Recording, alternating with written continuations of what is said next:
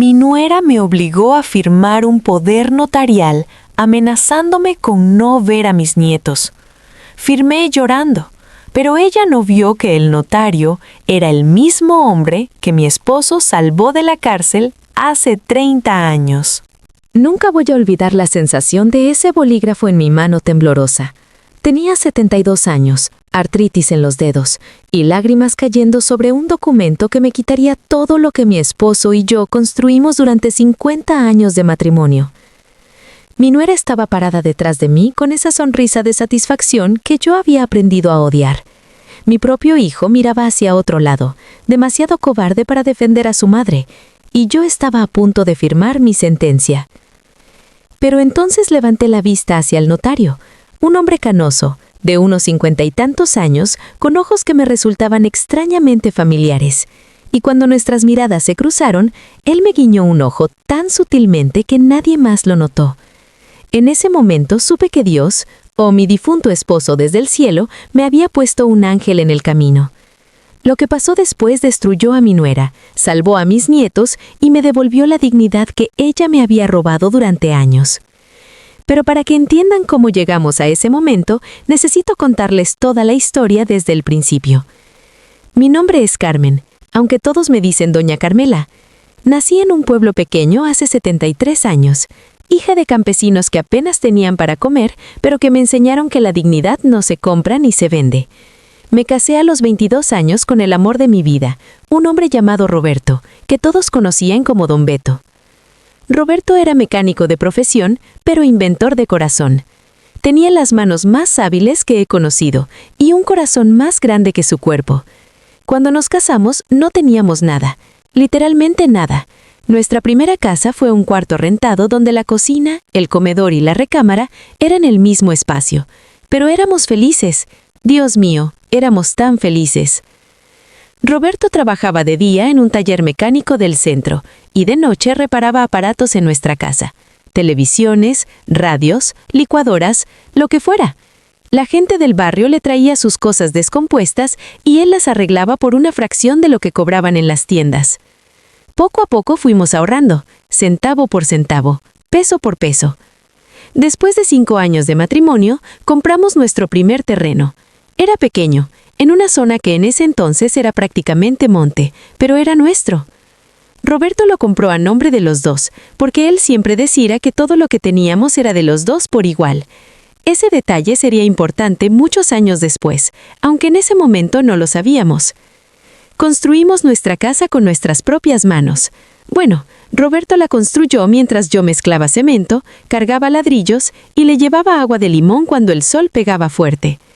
Tardamos 3 años en terminarla, porque solo podíamos trabajar los fines de semana y solo podíamos comprar materiales cuando teníamos dinero extra.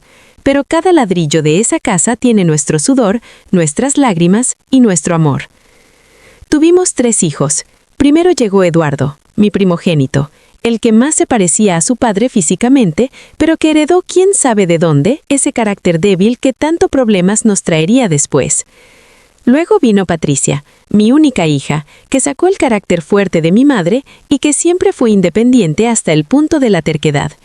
Y finalmente llegó Miguel, el menor, el más sensible de los 3, el que siempre me llamaba solo para preguntar cómo estaba. Los criamos con valores, o al menos eso intentamos. Les enseñamos a trabajar, a ser honestos, a respetar a los mayores, a valorar lo que tenían.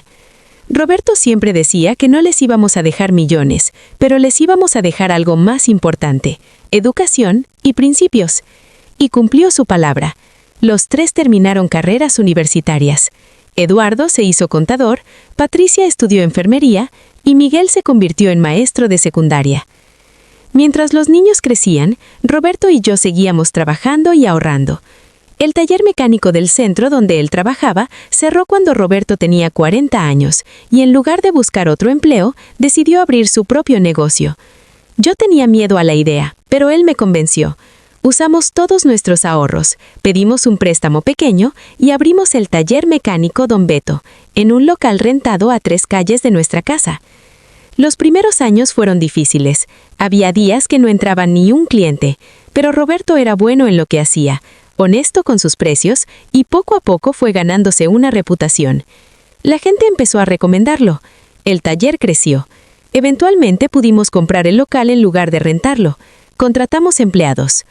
Roberto se convirtió en Don Beto para todo el barrio, el mecánico de confianza al que podías llevar tu carro sabiendo que no te iban a robar. Fue durante esos años, cuando el taller ya estaba establecido, que pasó algo que cambiaría nuestras vidas de maneras que no entenderíamos hasta décadas después. Un día, Roberto llegó a la casa con cara de preocupación. Le pregunté qué pasaba y me contó que había encontrado a un muchacho de unos 20 y tantos años durmiendo detrás del taller. El chico estaba flaco, sucio y claramente no había comido en días. Roberto, siendo Roberto, le había dado de comer y le había preguntado su historia. El chico se llamaba Alejandro.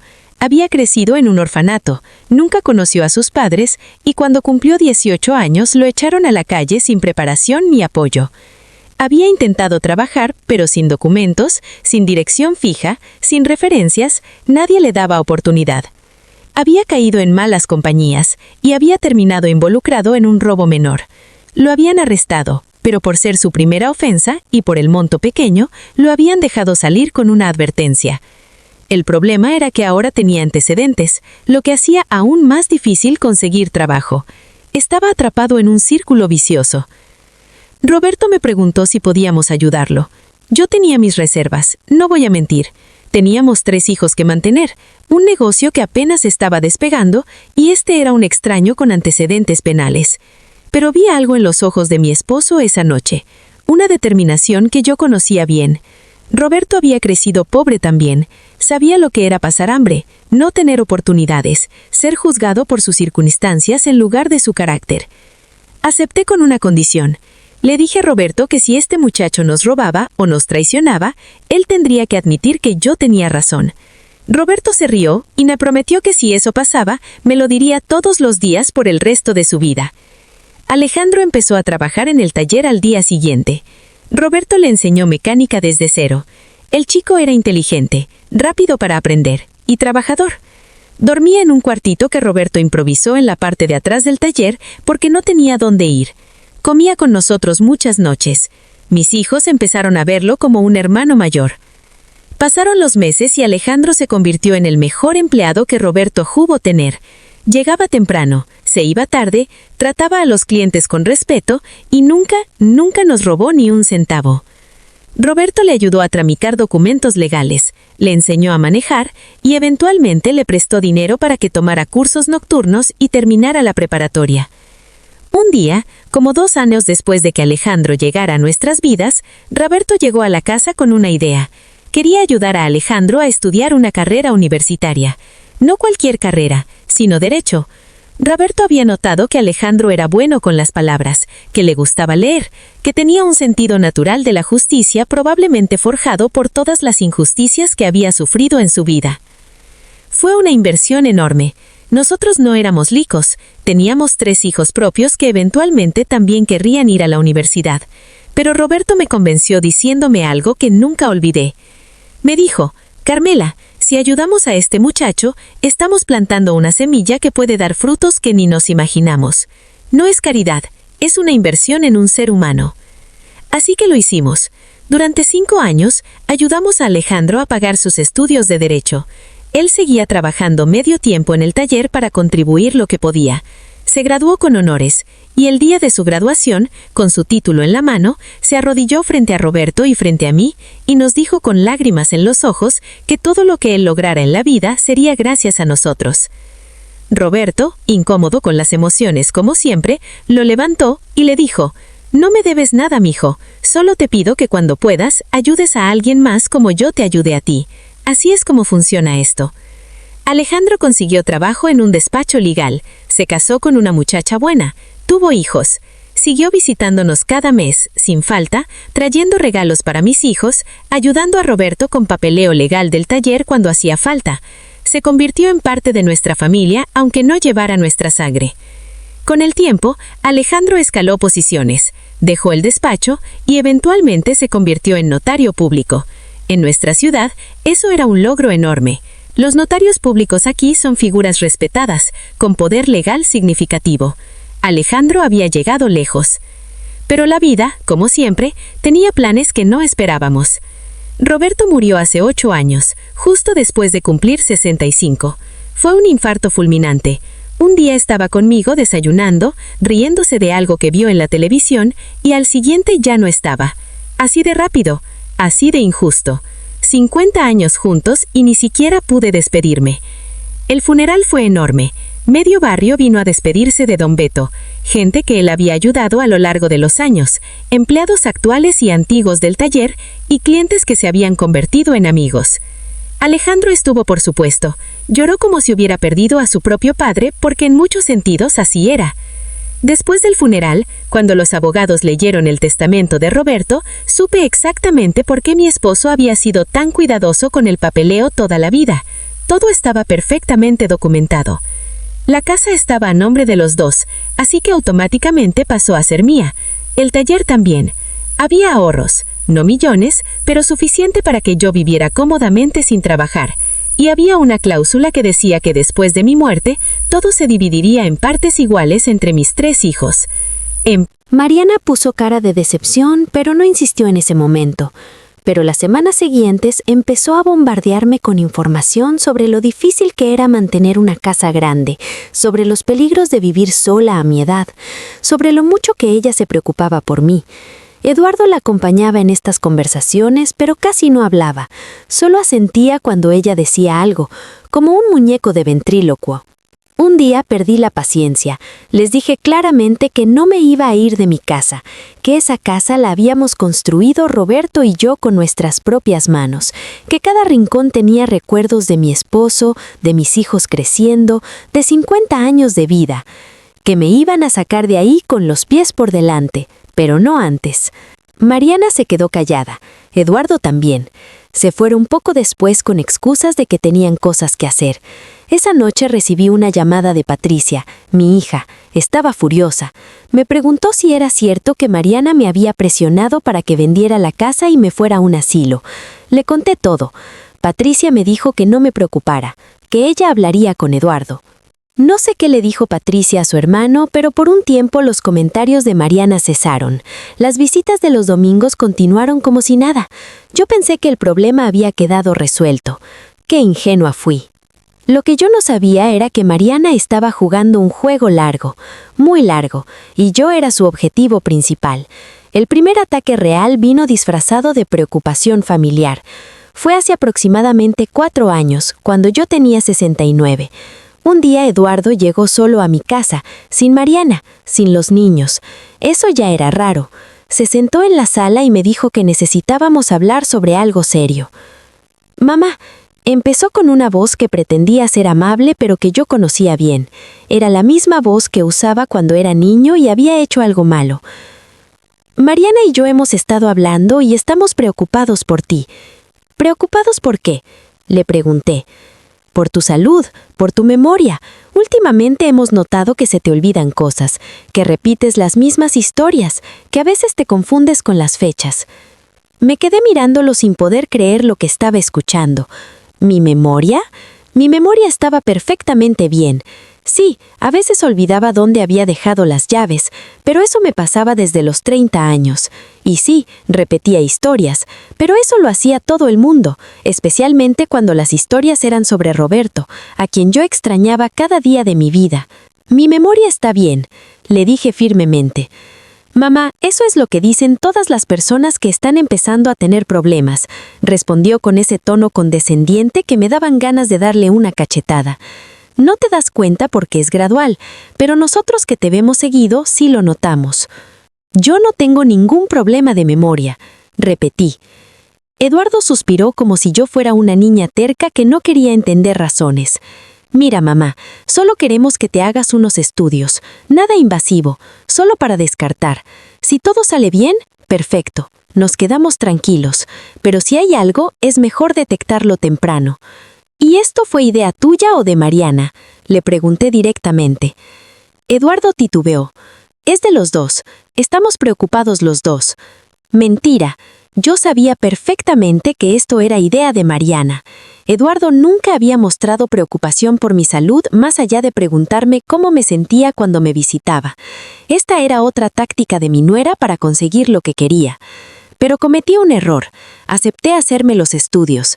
Pensé que cuando los resultados salieran perfectamente normales, tendría evidencia concreta de que no tenía ningún problema y podrían dejarme en paz. Me hice los estudios, un examen neurológico completo, evaluaciones cognitivas, resonancia magnética del cerebro, todo. Los resultados tomaron 2 semanas.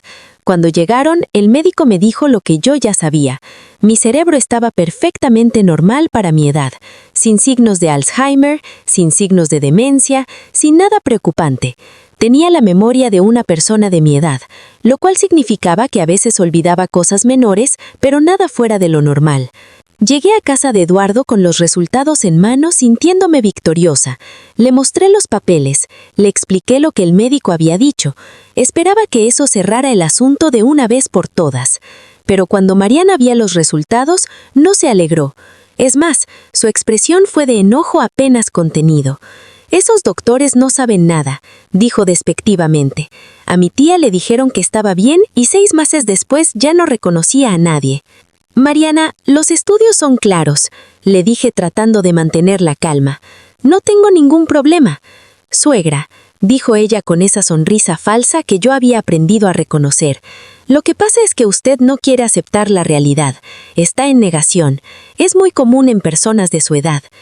En ese momento entendí algo que debía haber entendido hace años.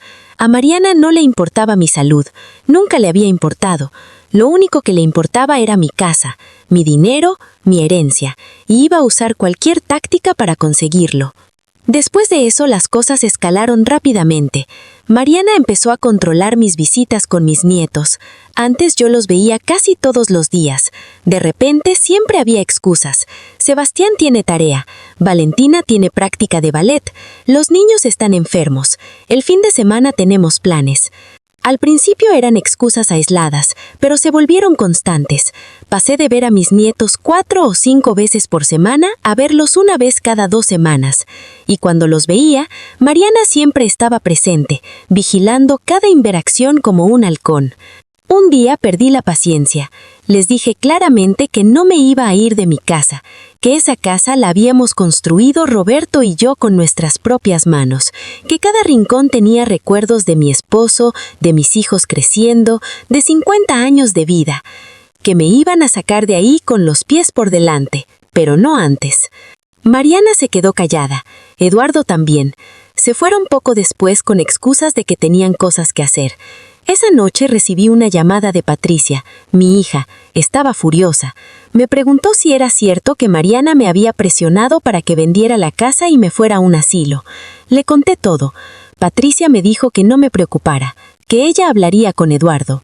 No sé qué le dijo Patricia a su hermano, pero por un tiempo los comentarios de Mariana cesaron. Las visitas de los domingos continuaron como si nada. Yo pensé que el problema había quedado resuelto. Qué ingenua fui. Miguel, mi hijo menor, también intentó intervenir. Viajó desde su ciudad específicamente para hablar con Eduardo, pero cuando llegó a su casa, Mariana no lo dejó entrar. Le dijo que Eduardo no quería hablar con él, que estaba muy ocupado, que la familia de ella era la prioridad ahora. Mi familia estaba fracturándose frente a mis ojos y yo no podía hacer nada para detenerlo. Pasaron 2 años. 2 años en los que vi a mis nietos cada vez menos. 2 años en los que Eduardo se alejó más y más, siempre con excusas, siempre evadiendo. 2 años en los que Mariana consolidó su control sobre mi hijo y sobre mis nietos. Un día, Patricia me llamó con noticias preocupantes. Había estado investigando, hablando con vecinos de Eduardo, con conocidos en común, y había descubierto cosas inquietantes.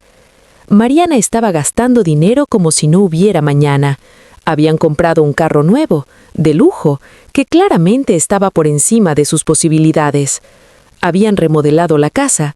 Los niños estaban en escuelas privadas carísimas.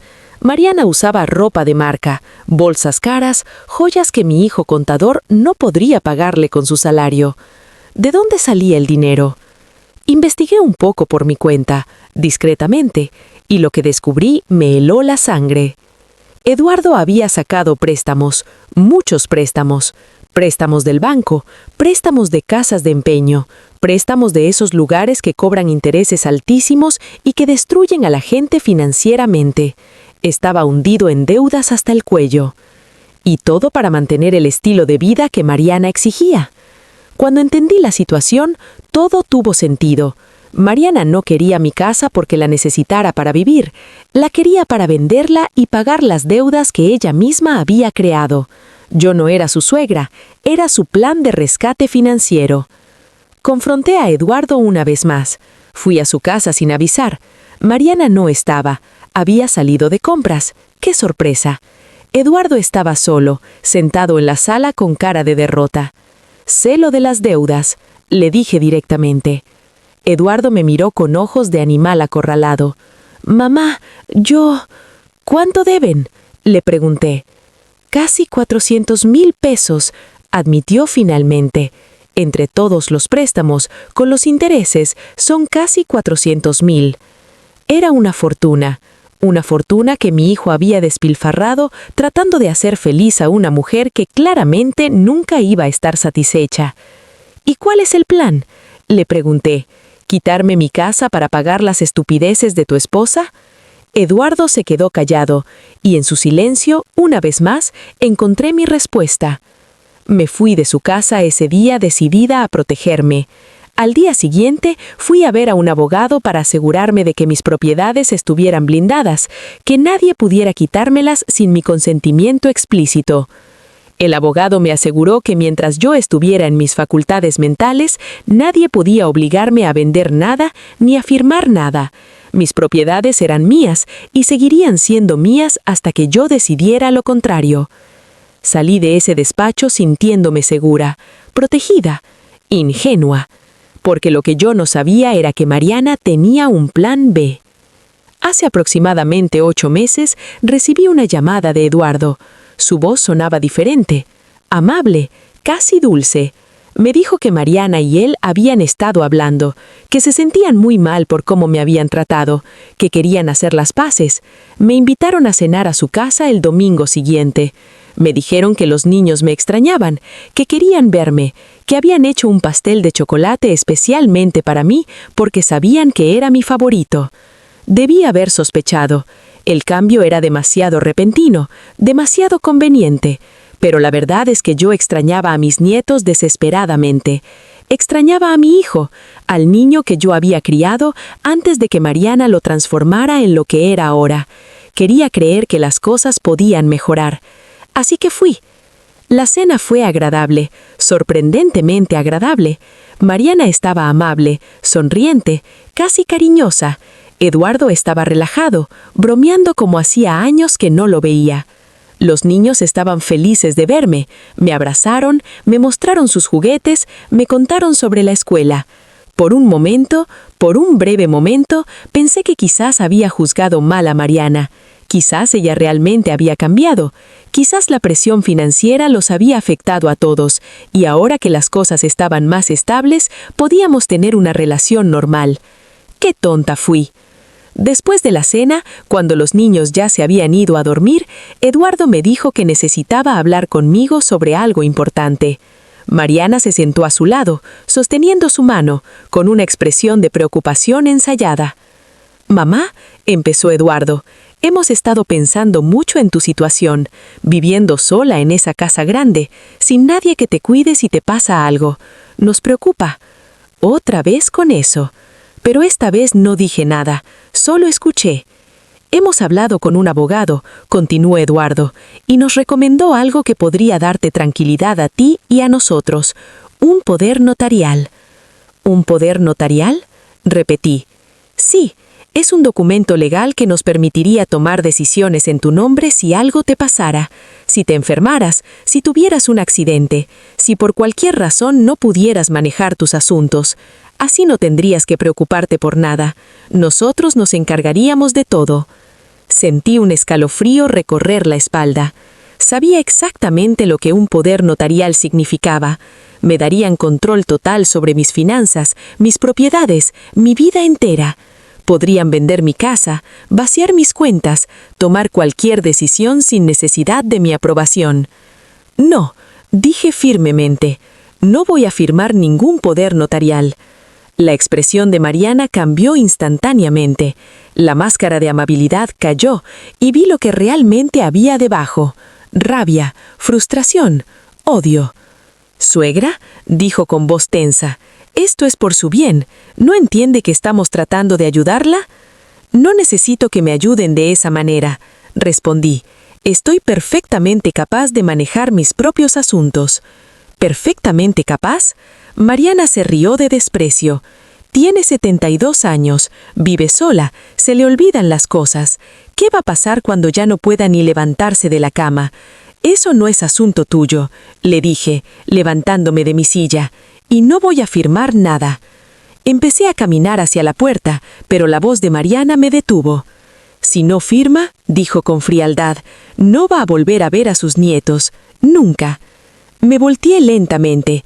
Mariana me miraba con ojos de serpiente, sin parpadear, sin una gota de arrepentimiento. «¿Qué dijiste?», pregunté, aunque había escuchado perfectamente.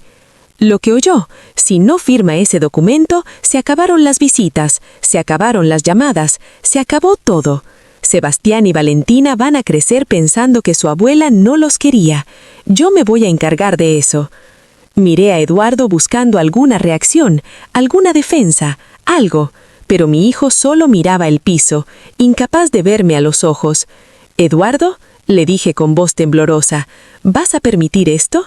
No respondió, y en su silencio cobarde entendí que ya lo había perdido. Mariana lo había transformado en algo que yo no reconocía. El niño que yo había criado, el hombre que su padre había educado con valores y principios, ya no existía. Solo quedaba esta cáscara vacía que obedecía a su esposa sin cuestionar. Salí de esa casa llorando.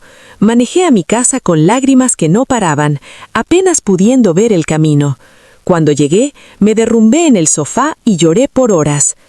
Mis nietos, mis hermosos nietos, Sebastián, que tenía los ojos de su abuelo Roberto, Valentina, que había heredado mi amor por las historias, iban a crecer pensando que su abuela los había abandonado, que no los quería, que no le importaban. Todo porque yo me negaba a entregar mi vida a una mujer que solo me veía como un obstáculo entre ella y mi dinero. Las siguientes semanas fueron las más difíciles de mi vida. Intenté llamar a Eduardo, no contestó. Intenté enviar mensajes a mis nietos por redes sociales. Mariana los había bloqueado de todo contacto conmigo. Fui a su casa una vez. Mariana llamó a la policía y me acusó de acoso. Patricia y Miguel estaban furiosos, pero no había nada legal que pudieran hacer. Los nietos no eran míos. Eduardo tenía derecho a decidir quién veía a sus hijos. Y mientras él respaldara a Mariana, yo no tenía ningún poder. La depresión me consumió.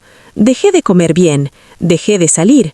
Pasaba los días mirando fotografías viejas de mis nietos, llorando, preguntándome qué había hecho mal para merecer esto. Fue durante esos días oscuros que recibí otra llamada de Eduardo. Habían pasado como 2 meses desde la última vez que lo vi. «Mamá», dijo con voz plana, «hemos conseguido una cita con un notario para mañana. Vas a firmar el poder notarial». No le pregunté si era una petición. Sabía que no lo era. «Si firmo», le dije con voz rota, «¿voy a poder ver a mis nietos?» «Sí», respondió, «todo volverá a la normalidad. Podrás verlos cuando quieras». Cerré los ojos. Sabía que estaba cediendo ante un chantaje. Sabía que estaba entregando mi vida a personas que no me querían, que solo me veían como un obstáculo entre ella y mi dinero. Estaba atrapada y no veía ninguna salida. Así que, «está bien», dije finalmente, «voy a firmar». La cita era el día siguiente a las 11 de la mañana en la notaría. Eduardo pasó por mí a las 10. Mariana venía con él. Por supuesto, no me sorprendió. Ella no iba a perderse su momento de triunfo. El camino a la notaría fue silencioso. Yo iba en el asiento trasero como una prisionera siendo transportada a su sentencia. Mariana iba adelante, mirando su teléfono, ignorándome completamente. Eduardo manejaba con la vista fija en el camino. Cuando llegamos, Mariana bajó primero y entró a la notaría para confirmar que todo estaba listo. Eduardo se quedó conmigo en el carro por un momento. «Mamá», dijo sin mirarme, «esto es lo mejor. Vas a ver, todo va a estar bien». No le respondí. No tenía palabras para él. Entramos a la notaría. Era un edificio viejo pero bien mantenido, con esos muebles de madera oscura que huelen a tradición y formalidad. Una secretaria nos recibió y nos llevó a una oficina en el segundo piso. Y ahí fue cuando lo vi. Sentado detrás de un escritorio enorme, con canas en el pelo y arrugas de sabiduría en el rostro, estaba Alejandro, el mismo muchacho que Roberto había encontrado durmiendo detrás del taller hace 30 años. El mismo joven que habíamos ayudado a estudiar, a convertirse en abogado, a construir una vida digna.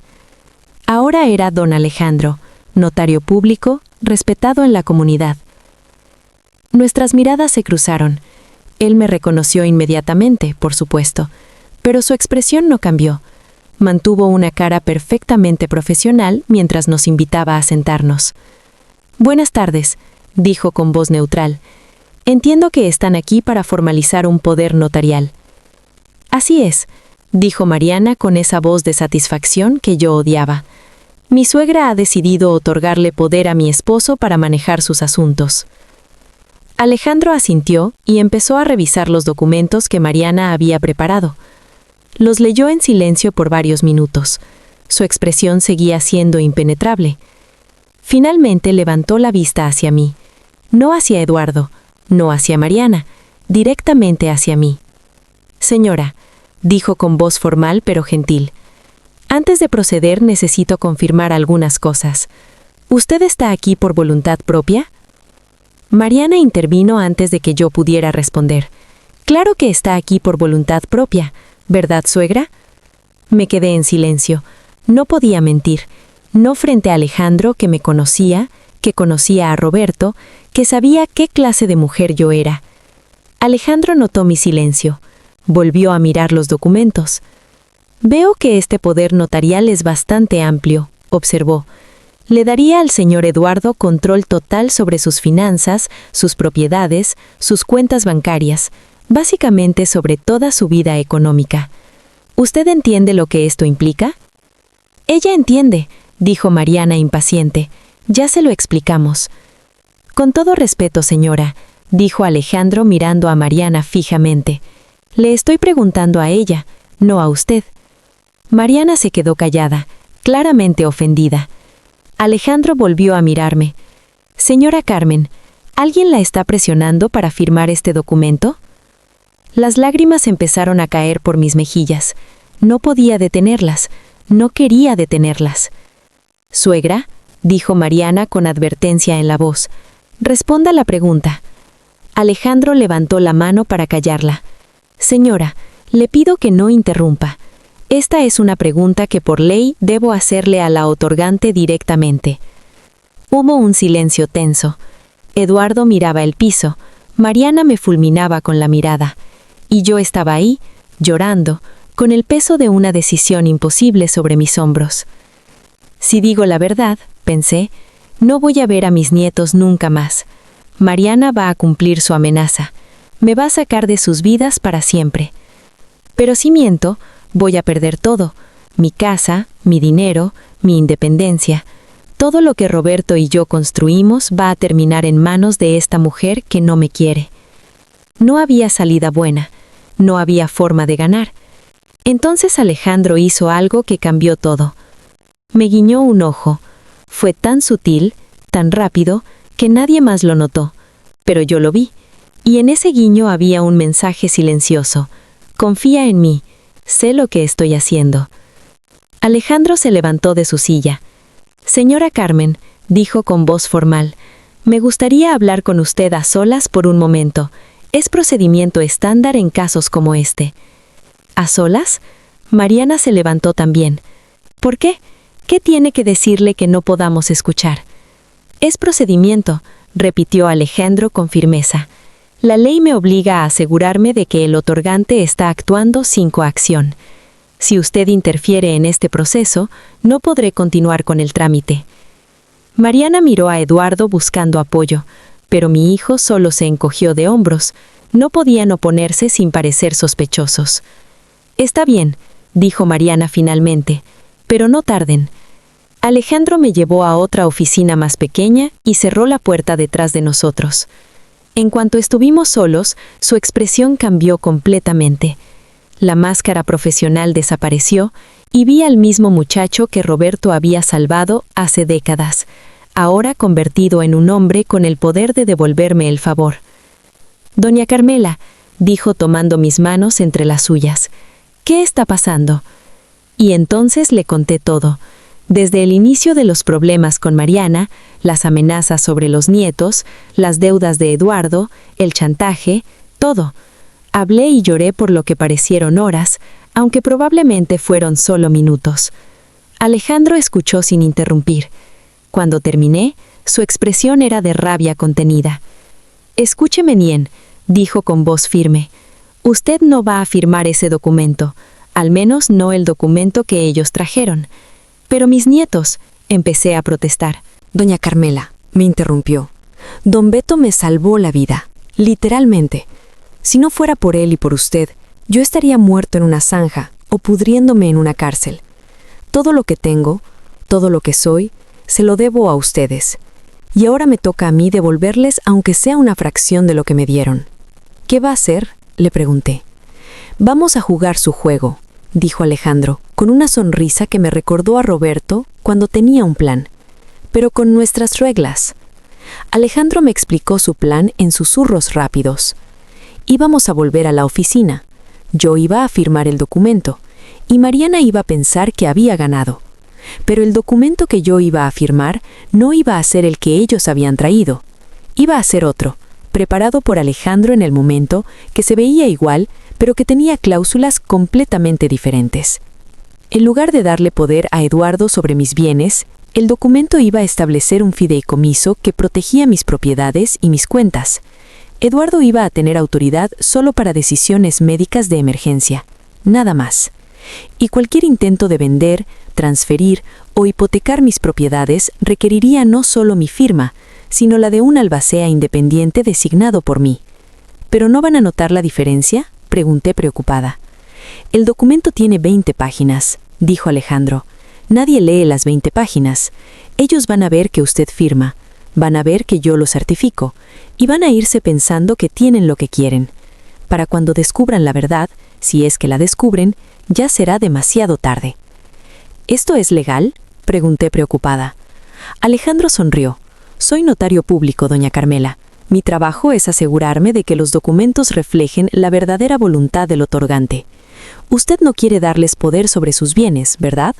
No, admití. No quiero. Entonces el documento debe reflejar eso. Que ellos hayan intentado engañarla y presionarla es problema de ellos, no mío. Volvimos a la oficina. Mariana y Eduardo estaban esperando impacientes. Mariana me miró con sospecha, tratando de leer algo en mi expresión. Mantuve la cara lo más neutral que pude. ¿Todo bien?, preguntó ella. Todo perfecto, respondió Alejandro, volviendo a su tono profesional. Solo necesitaba confirmar algunos detalles para el registro. Ya podemos proceder con la firma. Alejandro sacó un documento nuevo de su escritorio. 20 páginas de texto legal que todos los presentes, incluyéndome, pretendimos revisar, pero que nadie realmente leyó con atención. Mariana hojeó las primeras páginas, asintiendo con satisfacción al ver términos como poder notarial y representación legal.